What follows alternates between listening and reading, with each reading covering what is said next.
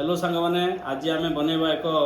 चिंगुड़ी छोट छोट चिंगुड़ी एक यूनिक आइटम जेटा को चिंगुड़ी भर्ता बा चिंगुड़ी छेचा बोली आम ओडिया कही थाए ये छोट छोट चिंगुड़ी आपण मैंने इजिली मार्केट रे अवेलेबल रोचे बेसी रेट भी नुहे फ्रेश चिंगुड़ी मिलूँ आप जेकोसी मार्केट रे भी बहुत कम रेट में पाइपर चिंगुड़ी आप बहुत आइटम खाई किंतु आज एक यूनिक आइटम बनवा जेटा भी आपण मैंने बनई किंतु आम गोटे नुआ स्टाइल रे बनवा कौन कौन इनग्रेडिएंट रोज देहरे ना भजा चिंगुड़ी अल्प टिके गोटे पियाज बारी बारी कटा होता गोटे पियाज दुईटा तीन टा मरीच अल्प टिके धनिया पत्र तीन चार कुला रसुण अल्प टिके जीरा आउ लुण प्रथम आम कौन करवा ना प्रथम आम लंका जीरा आउ रसुण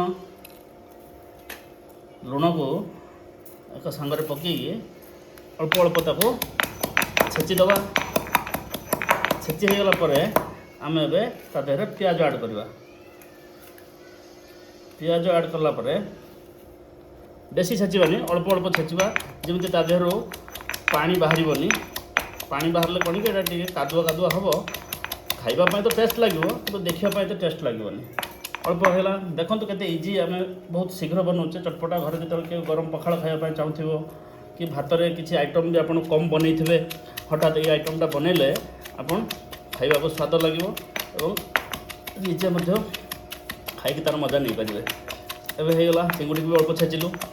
एवं आम ता सहित कौन करवा ना कटा होता धनिया पत्र अल्प टिके ऐड करवा ऐड कले देखो बनवाई मात्र 1 मिनिट 2 मिनिट समय लगे प्रथम चिंगुड़ीटा को आम आणिक धोईकी भजा करदेला यहाँ बनवाई मात्र 2 मिनिट एटा इजी रेसिपी एवं एथिरे किछि अल्प टिके सोरिष तेल ऐड करवा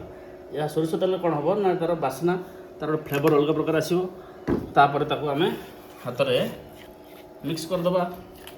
मिक्स कर सारा आम ताको प्लेटिंग करवा देखु केते इजिली होगला एतिक जिनस को आप 2-3 जन मिसिकी भी आराम से गरम पखाड़ सहित गरम भात सहित किंबा डालमा रुटी सहित आम परिवेषण करिपरिबा या खाइबा सुंदर होता है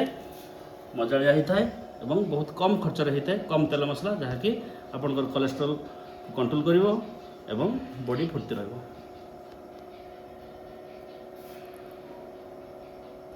टेस्ट केमती अछि?